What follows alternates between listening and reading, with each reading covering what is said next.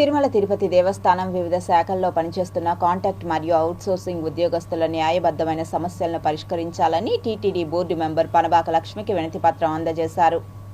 తిరుపతి మాజీ శాసనసభ్యురాలు సుగుణమ్మ నివాసానికి విచ్చేసిన తిరుమల తిరుపతి దేవస్థానం పాలక మండలి సభ్యురాలు పనబాక లక్ష్మికి తిరుమలలో వివిధ విభాగాలలో పనిచేస్తున్న ఉద్యోగస్తులు వినతి పత్రాన్ని అందజేసి తమ సమస్యలు పరిష్కరించాలని విజ్ఞప్తి చేశారు.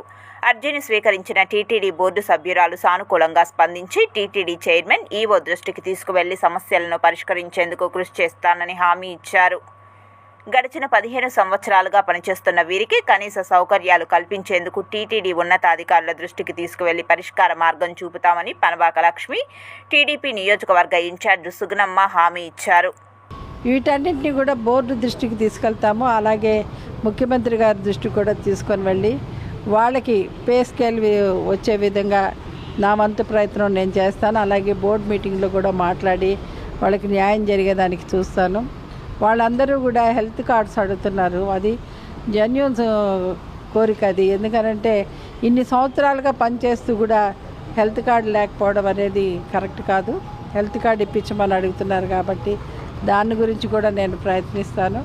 మిగతా కార్పొరేషన్ వాళ్ళతో సమానంగా వాళ్ళకు కూడా అన్నీ వచ్చే విధంగా నా వంతు నేను కృషి చేస్తానని చెప్పి ఈ విషయాన్నే కూడా ముఖ్యమంత్రి గారి దృష్టికి తీసుకుని వెళ్ళి మేము మాట్లాడతామని కూడా తెలియజేస్తాం. సీఎం గారి దృష్టికి కూడా తీసుకెళ్ళి వీళ్ళు అడుగుతున్నటువంటి న్యాయమైన కోరికలను తీర్చే విధంగా వారికి ఉన్నటువంటి సమస్యల పరిష్కార దిశగా కూడా కృషి చేస్తామని కూడా వారందరికీ కూడా హామీ ఇస్తూ, మరి వారికి ఏదైతే తిరుమల తిరుపతి దేవస్థానంలో పనిచేస్తున్నామంటేనే అదొక గౌరవంగా, అదొక అదృష్టంగా, అదొక వరంగా భావిస్తున్నటువంటి ఎంప్లాయీస్కి కనీస దర్శనం కానివ్వండి, లేదు వైద్య సదుపాయం కానివ్వండి, అలాంటివి ఏవి మినిమం అయినా కూడా ఎవరికైతే తిరుమల వెంకటేశ్వర స్వామి భక్తులకు ఉంటుందో అలాంటివి కూడా మేము పొందలేకపోతున్నాం అనేది వారి బాధ.